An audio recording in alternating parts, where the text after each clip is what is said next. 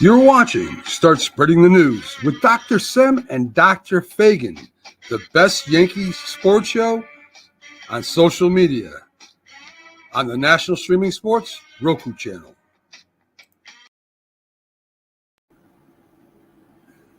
After adding Introducing National Streaming Sports, live and on-demand sports talk programming that you can access 24/7. For the premier sports talk experience, tap into our Roku channel. Start your mornings with Mac and Jack covering all the weekend sports action. Then pour a cup and enjoy all the sports you can drink on the Coffee and Sports Podcast. At midday, talk sports from east to west on the Coast to Coast Podcast. Followed at night by some hot girl talk with Prim and Proper Sports featuring Sonia Pearson. Talk boxing on the Gloved Fist. Yankee fans tune in for Start Spreading the News. And there's more on the College Sports Huddle and Sports Scope with Robert Butler. There are 20 podcasts in all and 70 weekly shows giving us a 3.4-star viewer rating.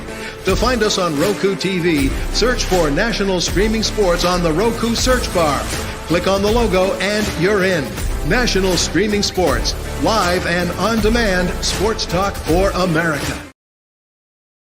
It just might be the greatest sports franchise in the history of sports. A place where legends are made, and there's always something to talk about. Get ready to immerse yourself in pinstripes. Start Spreading the News, hosted by Paul Semendinger and E.J. Fagan, a couple of doctors with a prescription for Yankee fever. And now, here's Dr. Paul Semendinger and Dr. E.J. Fagan. Get ready to start spreading the news. All right, ladies and gentlemen, here we are live watching the Yankees, EJ and me, Paul Semendinger. EJ, we got Juan Soto up. It's the bottom of the fourth, and the Yankees are winning 3-0, and Cleveland seems to be throwing wild pitches every other pitch. Yeah, the Yankees are winning. It feels good to not be stressed about a baseball game right now. Yes. The Yankees never really had any of the kind of, never had a 3-0 lead in the Kansas City series, as far as I can remember. No, I don't think they had a lead ever like this. And now you're getting into the Cleveland bullpen. They're going to have to burn some guys, especially if it stays a little bit close, that they weren't planning on burning. Yankees were already favorites heading into the series. I'll say, I think to me, the best news here is that Juan Soto hit a home run. I was very concerned that Juan Soto was injured. If you look at his numbers, he's been kind of bad for about a month and a half. Hasn't had a lot of power. Really think only has 2 home runs in his last 3 weeks. Still has been a good hitter, but not Juan Soto. I just didn't think he looked very good in the ALDS. And he's looked good tonight. Just drew another walk, hit the big home run. Home run was to dead center, just a perfect swing. It's good news. Yeah, great news. You know, it's about time that the Yankees had a couple of big games, some nice, easy watches. And Cleveland's going to the let's sweep the series. Again. Yeah, we don't need any game 7s or anything here. Let's make this a nice, quiet series. Everybody gets one start, get ready for the Mets or the Dodgers, and that's it. So procrastination is never a good thing. And when you procrastinate, can sometimes, I guess, be a good thing, but typically the idea is it's not a good thing. So last year, 1 year ago for his birthday, I was going to take Ethan to a game at Gillette Stadium to see the Patriots. He's always been a Patriots fan, which is one of the reasons you want your team to win the World Series in baseball, because you get fans. Kids get interested in teams that win. And when he was it's easy to be a Patriots fan for a long time there, yeah. Yeah, so when he was in his, hey, I think I might like football, and kids are playing Madden and stuff, the best team is the Patriots, then you put them on, and they're winning Super Bowls. So anyway, life got in the way. We never got up there. So I said to him, well, we have to get up there this year. So we were going to go in a couple of weeks. We still might. But I said to him, hey, listen, if we're going to go to a game and spend a lot of money, shouldn't we just go to the World Series? And he's like, yes. So if the Yankees make the World Series, we're skipping the Patriots. So you shouldn't procrastinate, but then this is an instant where procrastination pays itself off, maybe. Yeah, if I didn't have a 6-week-old baby here, I think I would also be heading east for the World Series if they make it. But I don't think that's happening. So I hope you enjoy the World Series. It's gonna be a lot of fun. It'd be pretty cool, and I am looking forward to watching them on TV.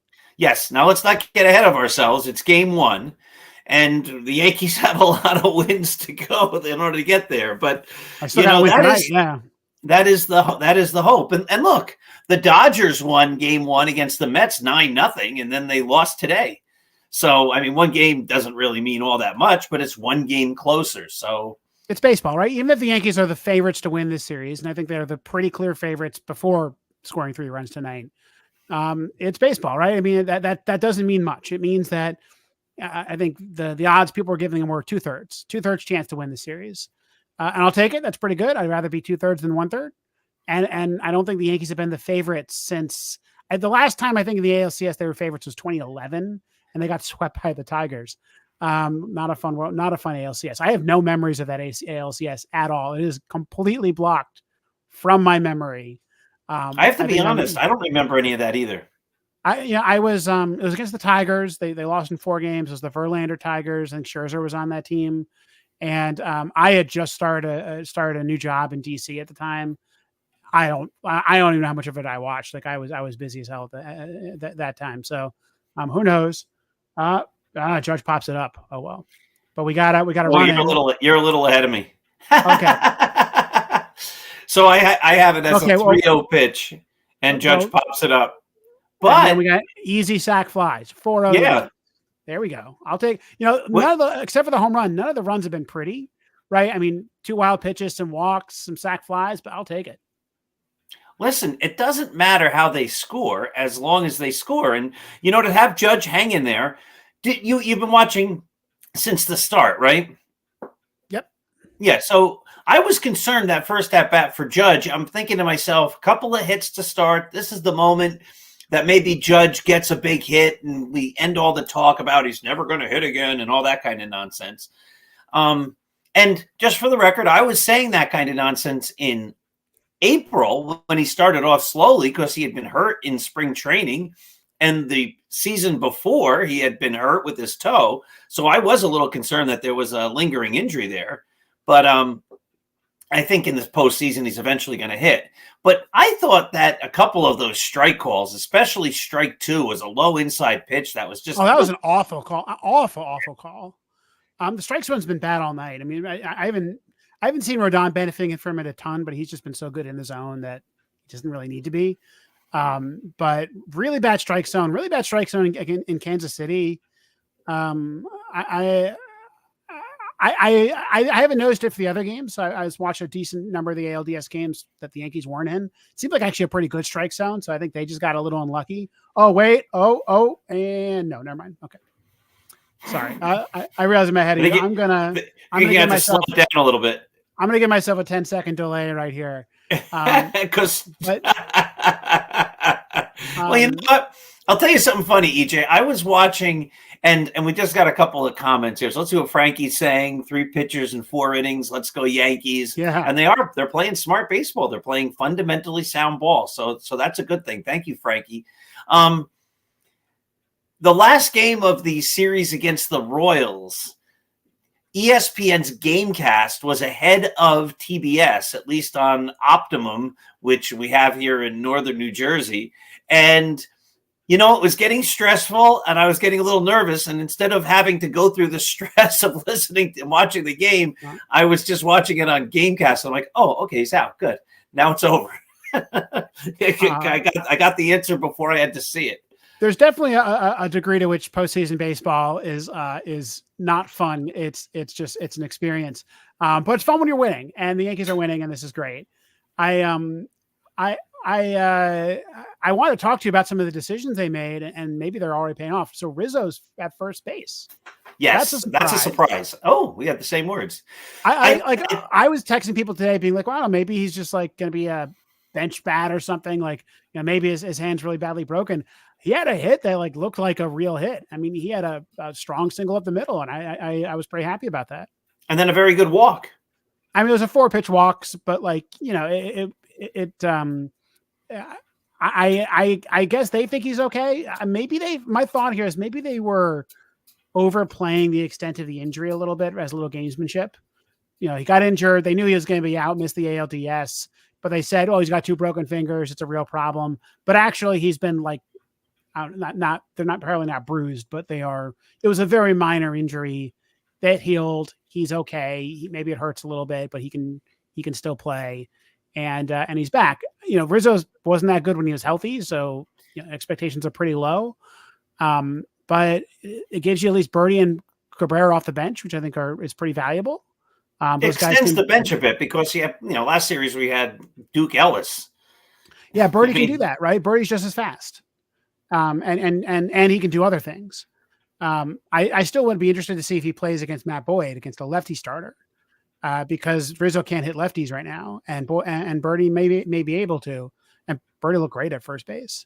Yeah, he looked terrific. And again, I did a thing on the Dr. Sem show on Saturday morning saying right and wrong, and sometimes you have to look at yourself and say, I'm always going to say I don't want a player playing out of position for the very first time in his whole life in the major leagues, especially in a playoff game, but. Birdie proved me wrong there. He played great. He's an athlete, right? And some of these guys just kind of have that gift. I think you'd probably get burned by it if you played 100 games. But the difference between a below average first baseman and a terrible first baseman might be like one play a series. That might matter, might not matter. But these differences are not huge. Even think about the difference between Emmanuel Clase and Luke Weaver, right? Emmanuel Clase is the best reliever in the game. Gave up a 3-run home run, gave up a 3-run deficit for the loss against the Tigers. Maybe he's hurt, or maybe that's just kind of what happens. The Yankees have beaten Clase before several times. Yeah, Mariano got beat. I mean, pitchers get beat. Everybody gets beat. But the difference between Mariano and a good closer is like 1 run a series. It's not that big. And or maybe 2 runs a series. I forget what the number would be. 1 run in 5 innings, right? That's the difference between an ERA of 0.9, the greatest achievement by any player ever, I think. Mariano Rivera's postseason ERA, and a regular old good reliever, and that probably doesn't matter. Mariano Rivera, he'd put up so much that he mattered. My favorite stat about Rivera is that he is the by far all-time leader in the stat World Series probability added, which is using win probability added, which just uses kind of the state of the game.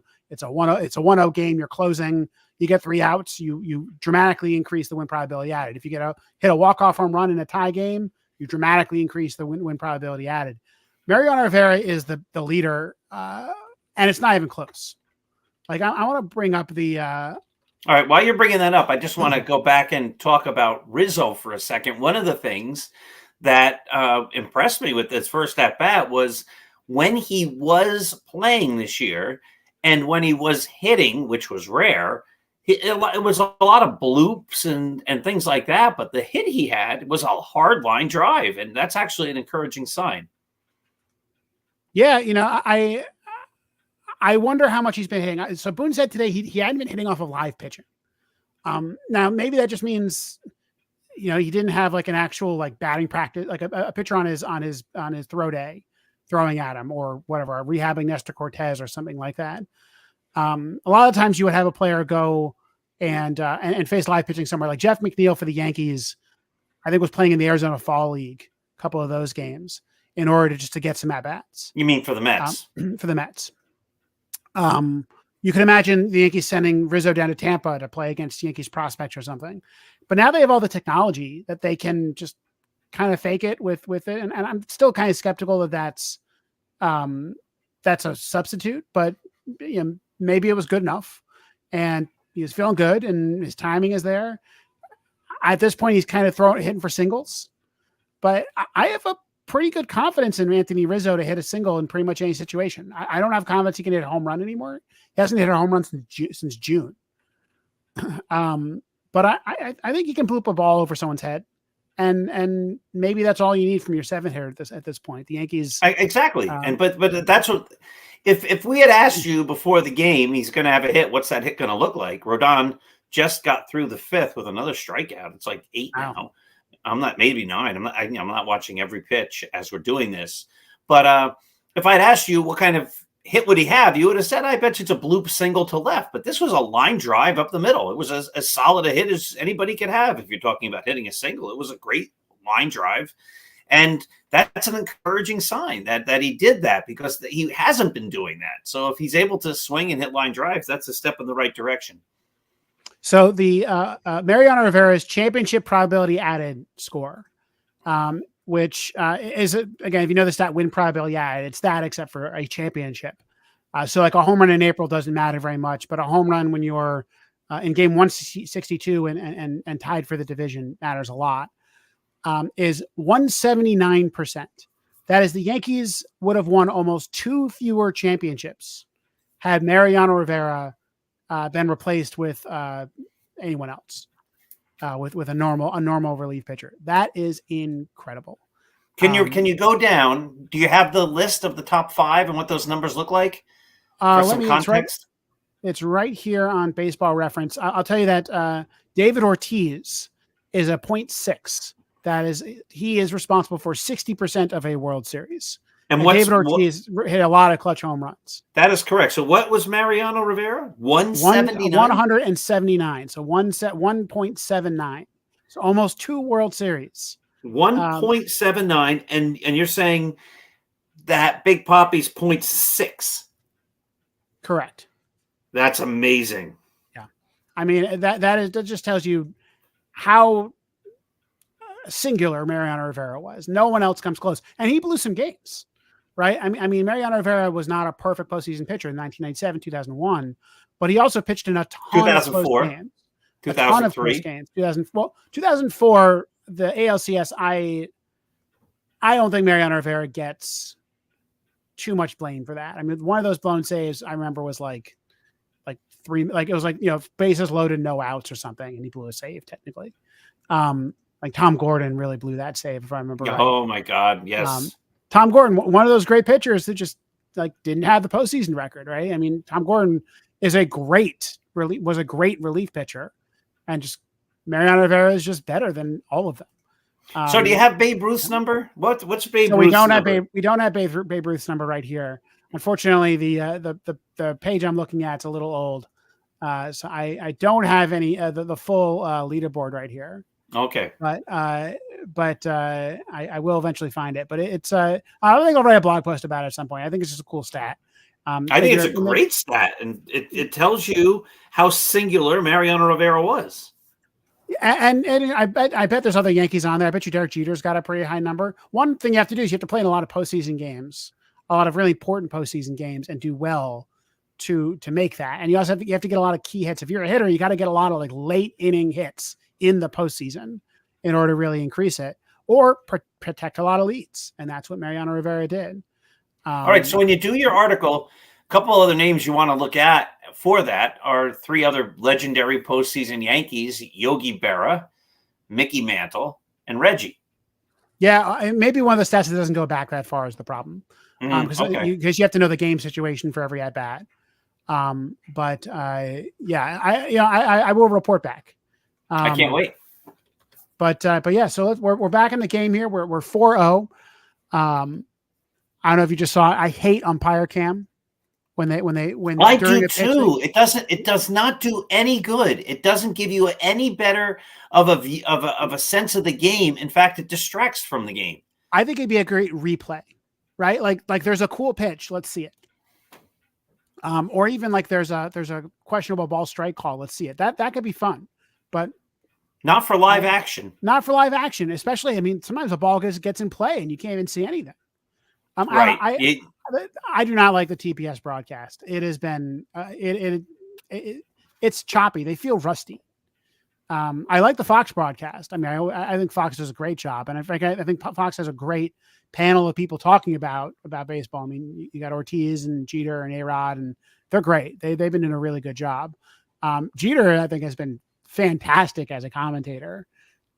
He's been very honest in a way that I appreciate. And I don't mind the play-by-play on the Fox broadcast, but the direction's a little off. Like they go to the wrong camera sometimes. They TBS, you mean? Yeah, the TBS broadcast. I'm sorry. Yeah. Oh, absolutely. They had that. What was it? The double by Stanton, and they Yeah, never even you showed can Juan see it. Soto running the bases. It was very strange. Yeah. But yeah. So, Chisholm. I'm a little ahead of you now. How about that? There you go. I know what's happening before you do.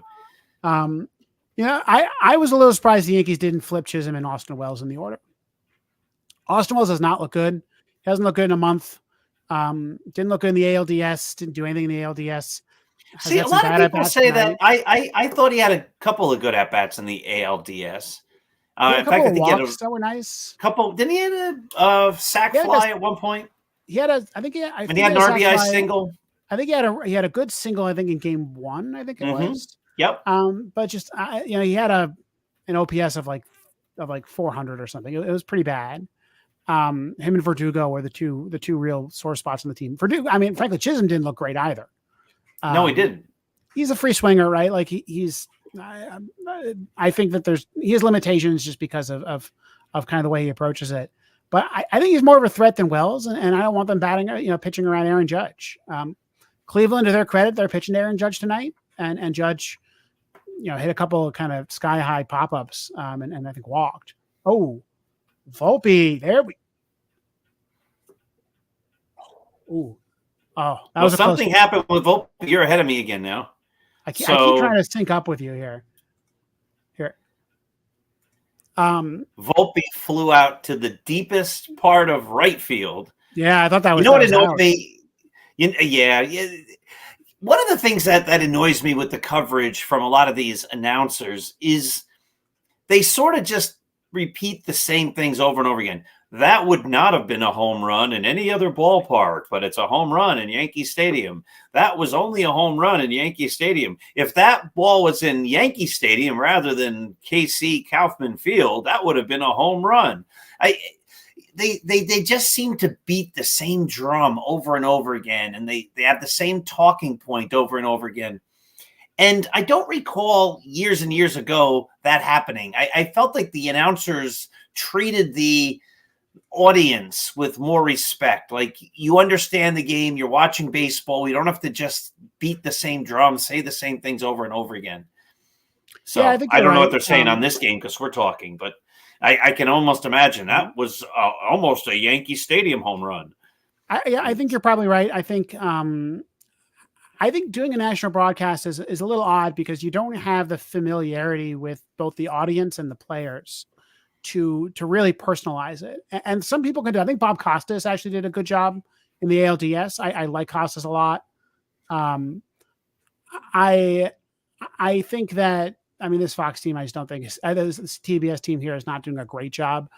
I think we're spoiled because I think the Yes Network broadcast is really good.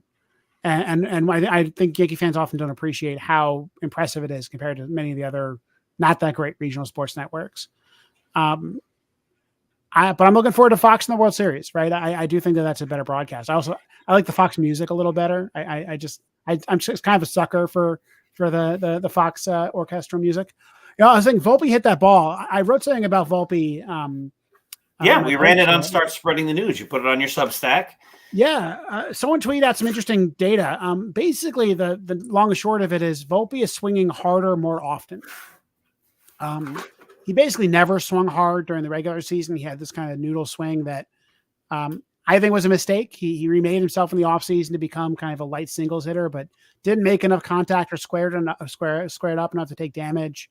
Didn't take that many walks. It just became kind of a singles at bat. And I thought that was a mistake.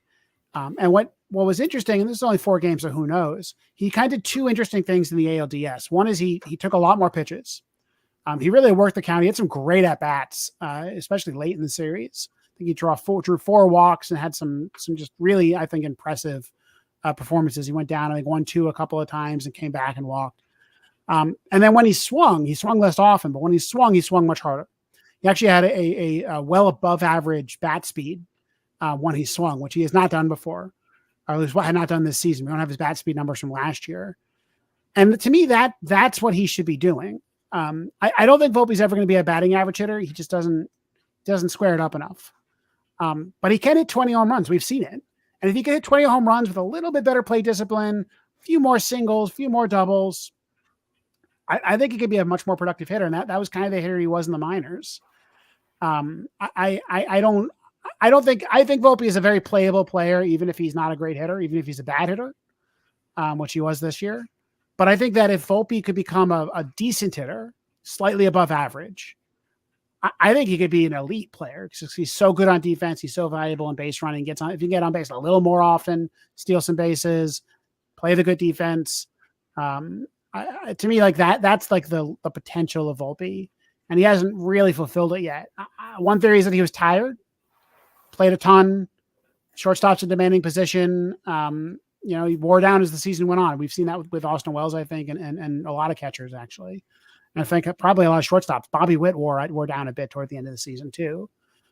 So maybe they should have rested him more. That's a different discussion. But he just got a lot of rest. And maybe he got a little chicken parm time. Maybe he reviewed some tape. Maybe he practiced something.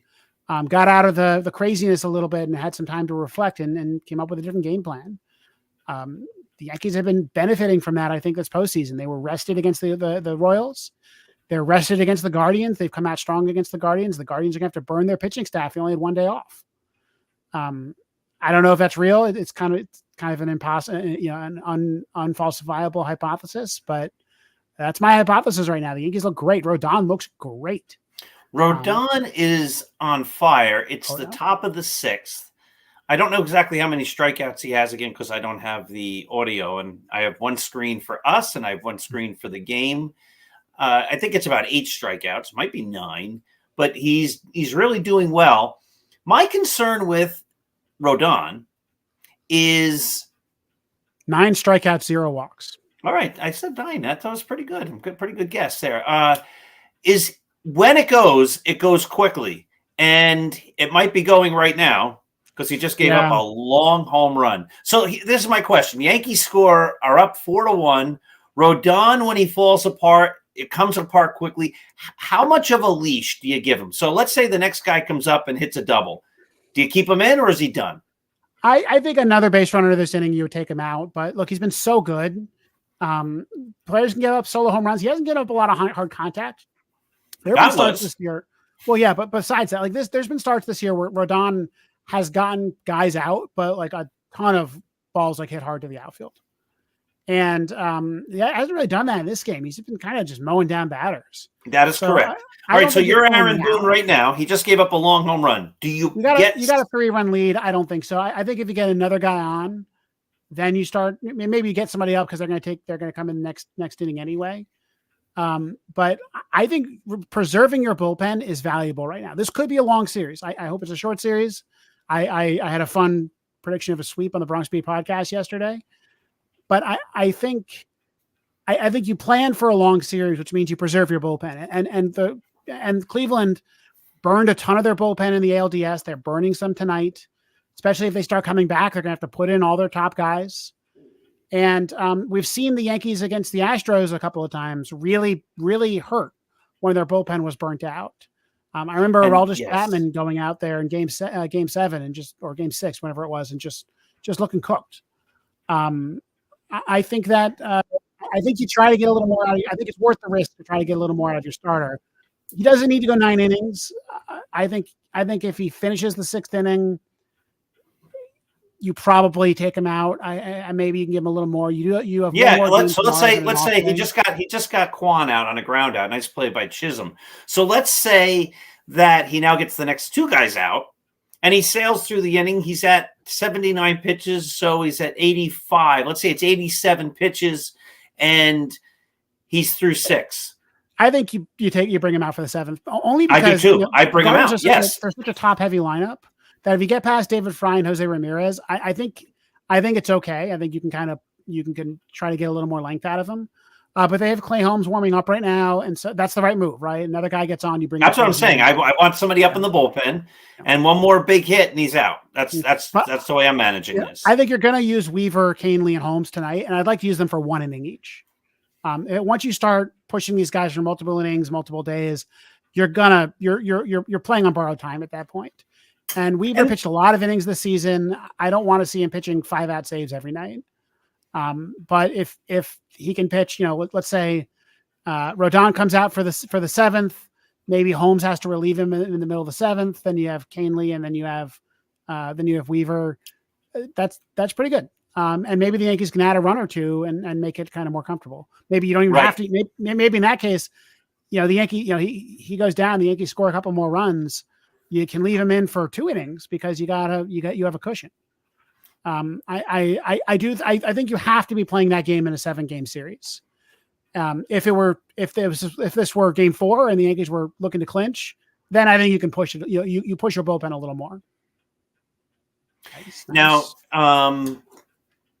I don't disagree with anything you're saying. I also think there's there's some logic in the idea of, if you see Luke Weaver 4 times in a 7-game series, or any of these guys, all of a sudden there's stuff that looks unhittable, that looks really elite. All of a sudden the batters go, I get it. Yeah, I see what that pitch is doing, which is another reason Mariano was so great, because that cutter was, couldn't hit even though they knew it was coming, they still couldn't hit it. Yeah, but the Red Sox occasionally did, right? Because they saw him a lot. I think, especially as Rivera got a little older. Yeah, look, I think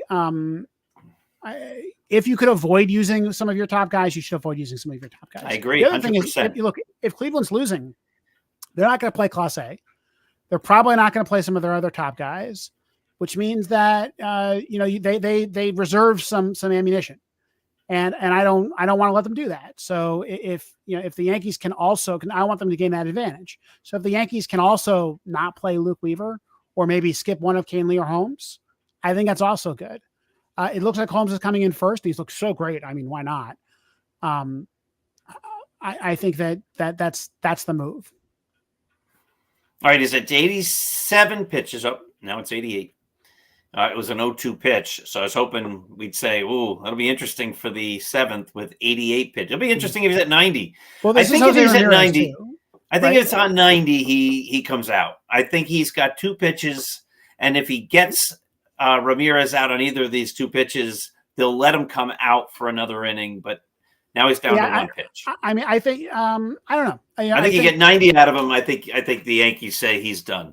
So if we game this out, you have Lane Thomas batting 4th. So let's say they get Jose Ramirez out, but he's at 94 pitches or something. Ramirez fouls a bunch off. Lane Thomas is their anti-lefty guy. And so you could bring in Clay Holmes for him next inning. I think that might make a little bit of sense. Could they pinch hit Lane Thomas? Maybe. I think, is Josh Naylor in the lineup? I forget. Yes. Yes, Naylor's playing first base. And so I don't know who would take over for Thomas. So I don't know. I'm always nervous when I put a reliever in a situation like this, because you just don't know who's going to have an off day. I think Clay Holmes has looked so consistent in the ALDS. He's just kind of throwing sinkers. With a 3-run lead, you can throw a lot of sinkers and probably not give up a home run. So,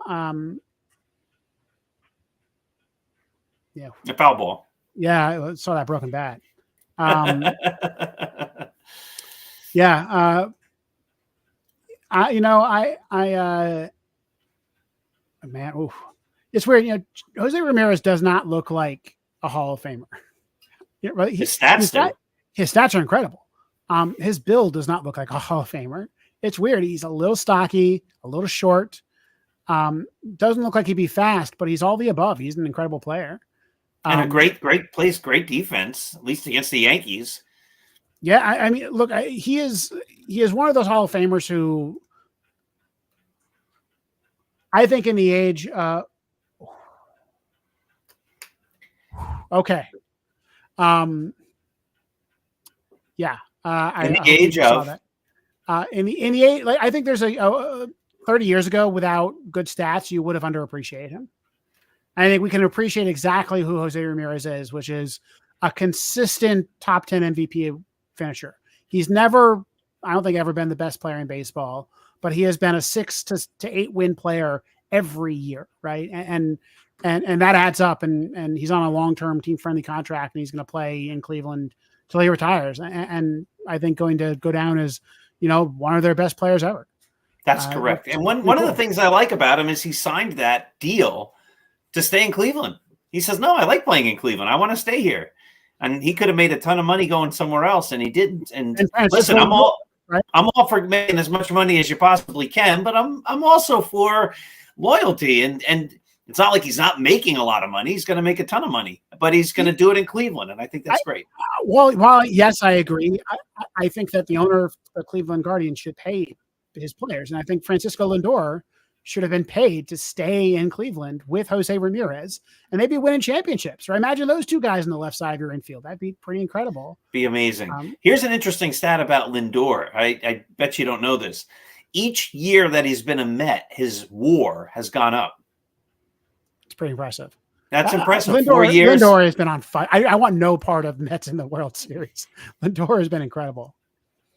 The Mets have been fun, though. They all right. So the whole Grimace thing, right? Yep. All right. So the Mets bring out Grimace. He's the McDonald's shake character and all that. Now, I would not do this if the Yankees really did this. I'd be annoyed because the Yankees just don't get into that kitschy stuff or whatever the word is. Like it's the Mets can do stuff like that because it's just silly and it works. They're the little brothers of the city. They can do that. That's correct. But the Yankees are too dignified for that. And sometimes the Yankees are too stodgy and boring, and that drives me up the wall. But there is a part of me, and I'm glad they didn't do this, but there is a part of me. You said it perfectly. The Mets are their little brother. When they pulled off the Grimace thing, it would have been really fun if the Yankees got Ronald McDonald. Like Ronald McDonald runs McDonald's. I mean, he's the guy. Grimace is just a character. But like you can bring out the character. We're bringing out the boss. Burger King is the New York Mets fast food, right? I mean, the Ronald McDonald is the Yankees. So yeah, no, I'm with you there. But a Subway Series would be fun, but I don't want to face the team of destiny. Right? This Mets team is doing some really fun stuff. I'll face the boring Dodgers. Like, let's do it. Like, the Dodgers know how to lose a World Series. I'll have fun watching Ohtani. Freddie Freeman, I will bunch straight to Freddie Freeman every single time. That man cannot move right now. But it's the Mets, even if they're a far less talented team, they have something special going right now, and I don't want that. In 86, now you weren't watching baseball in 86, but that 86 Met team had that kind of feel of destiny. Yeah. They just couldn't lose the big game, and they kept coming back. And it's interesting because I look back. I've liked the Mets this year. I don't watch a whole lot of Met baseball, but you hear about the Mets won and Grimace and all that kind of stuff. Like, that's fun. It's good. I'm happy for the Mets, etc. But in 86, I hated the Mets. And it's only as I got older and looking back with old age that I realized, I hated the Mets partially because I was so jealous. I was extremely jealous of the fact that all they did was win and win big. Now, you had made a comment as Verdugo just fouled the ball off his inside ankle, which always kills. But you had made a comment just a couple of moments ago. I think Rodon is definitely done because the last pitch he threw was a bomb that was hit to Death Valley in deep left center field that Aaron Judge ran down for the final out. But I think all the questions of whether Rodon will come out for another inning were answered with that long. Let's bank a great start. The thing about starters versus relievers is even a good starter on a good day is probably not as good, especially third time through the order, as a solid reliever. Mm-hmm. A solid reliever for one inning at a time, Tommy Kahnle will have an ERA in the twos. Sometimes he'll blow games, right? That's what happens when you're not Mariano Rivera. But an ERA in the twos. Whereas Rodon this year had an ERA of 3.96. And third time through the order is going to be a little bit worse because that's just the way the world works. Even on a good night, I don't think you expect Rodon to only allow 2.5 runs every 9 innings that late in the game. And so the smart move is always to pull him for a reliever. And the reason why you don't is not because the relievers aren't necessarily better. It's because you're trying to save your relievers for later in the series or later in the postseason. Verdugo just struck out. I don't understand why he's still playing. I do. I don't want Dominguez playing left field. Now, are you going to say you'd rather have Birdie out there? Somebody like that? I'd rather have Dominguez out there. He scares me. He's got a 381 OPS in the ALDS. He had a hit tonight, which was actually probably his most solid hit in a long time. If he hit it harder, it would have been a double. But I don't know. Like I feel like we're kind of giving in by letting Verdugo hit. Left field is. I don't think Dominguez is going to be dropping balls in left field very often. That was a bit of a fluke. No day games. This is that was a little weird. This is not a bad defender. And I think he can hit, and I don't think Verdugo can hit. I feel like we're giving up a chance to hit a couple home runs every once in a while. Yeah, I think Dominguez. This is one area where we disagree. I think Dominguez might become a very good hitter. He wasn't a very good hitter in September, and now he hasn't played in a couple of weeks. So yeah, I have no compulsion to play him now. The long layoff is kind of a self-fulfilling prophecy, right? Yep. I did say that after the first game of the last series, I would have sat Stanton. I was wrong, but I would have given Dominguez a start in that series. Yeah, shows you what we know, right? Yes. I also said today I wouldn't have let Rodon pitch game one. I would have pitched him one. No, I agree with you. I said before this game, I'm not confident at all that Rodon's going to pitch well. And the whole time I kept saying, well, he had a good inning. Now he'll fall apart next inning. You can't predict baseball, Susan, right? I mean, look, the Guardians kill lefties. Rodon was the most hittable Yankee pitcher in the ALDS, the most hittable Yankee pitcher during the regular season. And, he just struck out 9 batters and allowed only 1 run. So, baseball. I think that I'm now pretty confident in him for Game 5. If the series goes to 5, I hope it doesn't. I'm going for the sweep. And think about it. If we win tonight's game, we still got a couple innings to go. Garrett Cole pitches tomorrow. And I thought Cole looked fantastic in Game 4. I loved that Garrett Cole. I mean, he was laughing on the mound. I love that. I love when Garrett Cole throws a pitch. It's outside the zone. Someone hits it off the end of the bat and gets a little single or double. And he just laughs. Like, to me, that is like Garrett Cole, father of a young child, doesn't care. It's just all the stress is off his back, and he's just playing the game, and I enjoy that. He's the old grumpy old man, and I love it. I can't wait for Garrett Cole to be like a commentator or something one day. I think he'd be a great baseball guy. Yeah, he loves the game. I mean, one of the things when he was injured, be a pitching coach one day. Yeah, he was in the dugouts talking to all the pitchers. Let me go back to that last start of Garrett Cole's, because we had some debate on the blog. The inning before he was taken out, he was starting to get hit. At that point in that game, I would have said he's out of the game. A lot of people said, no, he's your ace. Let him go one more. In that next inning, he got the first 2 guys out. Then he gave up a single, and then he gave up that long fly ball that basically pinned Juan Soto's back to the wall, and he got out of it. So in the end, if someone said, no, give him that extra inning, they were right. He did pitch that extra inning. He didn't give up any runs. It worked.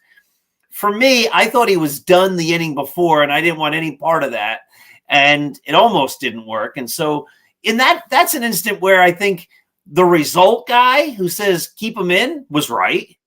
And even though it all worked out for the Yankees, I think I was right, because I don't think he had anything left, and it was almost disaster. No? I'm on your side. I think there's a reason why we now use expected statistics a lot. That's because luck is an element of the game. And Garrett Cole got lucky. The Yankees didn't get burned.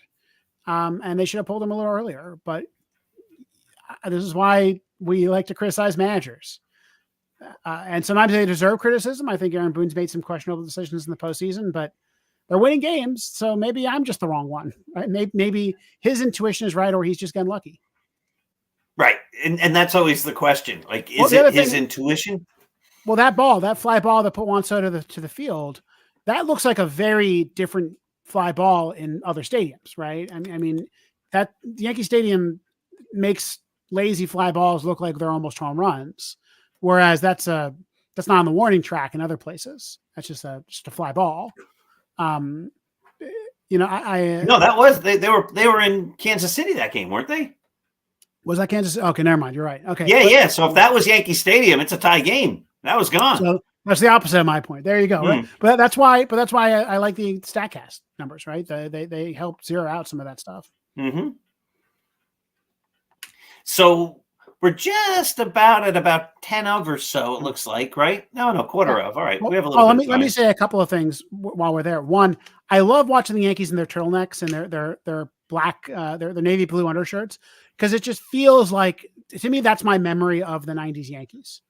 Because I didn't watch them a ton as a kid during the regular season. I watched some games, went to some games, but like the image of that team from replays and DVDs and all that kind of stuff, it is cold October baseball with them, bundled up in this exact same getup, right? Same uniform, same exact color, undershirts. And like I saw Anthony Volpe walk out earlier today, and like my mind's like, that's Derek Jeter, right? Like I just saw a young Derek Jeter walk out there, and I love it. It feels great. Forget the warm weather baseball. I'm sorry, East Coast, you got to have winter for a couple more weeks at least. And I know it's going to get very cold tomorrow. And so we're going to see a lot more of that tomorrow. The one thing I miss the old 90s Yankees jackets. You remember those big puffy jackets, a little bit shiny, very dark navy blue. I had one of those as a kid. I wore one of those jackets kind of, as middle school and high school the whole time, wore it down, that holes in the pockets. I used to have like things fall through the pockets, and I basically had like one giant pocket throughout the whole thing because there were holes in there. Yeah, goes all the way through.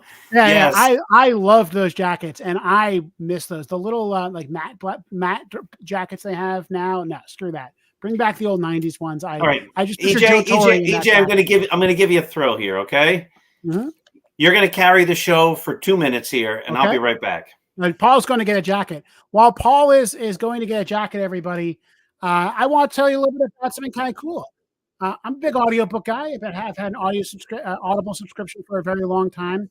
I wrote a book, and most academic books, this is an academic book, do not get put into audiobooks. They just don't sell enough. And my book did. So my book will be available. The book is called The Thinkers, The Rise of Partisan Think Tanks and the Polarization of American Politics. That book will be available as an audiobook on October 22nd. I didn't read it. They hired some voice actor to read it. But if history is any indication, you also might be able to get it with an Audible subscription for free. So if you're one of those people, and frankly, when I'm not working, I'm not reading books, I'm listening to books. You have an Audible subscription, use one of your Audible credits. Buy my book, The Thinkers. It's great. It's about 8 hours long, so not too long. And I do think it's kind of cool. I got to hold my book, which was cool, but I also get to see it in my Audible app, which I think is also very cool. So that's me stalling for Paul while we also have the game. There you go, Paul. All right. I love that jacket. You're talking about? That's the jacket. I wish I still had my jacket. That is such a great jacket. You got a wonderful little wristbands there. It's warm. I used to wear that in the middle of winter. That was like my jacket for years. Very much miss my old Yankees jacket. I wonder if my parents have it somewhere still. They may. It was pretty beat up. I don't know. It was not in good shape because I did not go easy on it. Paul, as I was telling the people, my book, The Thinkers, is now available on Audible. Very nice. Available for pre-order. I did not read it, unfortunately. Some professional voice actor read it, so I'm going to have the experience of listening to my own book read to me by somebody else. That's very cool. Weird. Yeah, but it's very cool. Yours should be available soon, right? Mine should be available at any moment. I'm waiting for the big news about mine being, because we had a super duper person who read it aloud. One of the great readers of all time. I do not have a photo. I'm looking through the pictures. I used to have a photo uploaded. I must have deleted it. And that book, of course, is the great novel Scattering the Ashes. Narrated by you. Narrated by me. So that was awesome. I spent a lot of time in New York in a professional recording studio this summer doing that. So that was cool. Oh, while we're doing this, one more plug here. I am running the New York City Marathon, and that's my buddy Elmo. And I'm running for Sesame Workshop. And if you go to Start Spreading the News and you just type in the word Sesame, it'll bring up the article, which will bring up the link so that you could donate to the Sesame Workshop.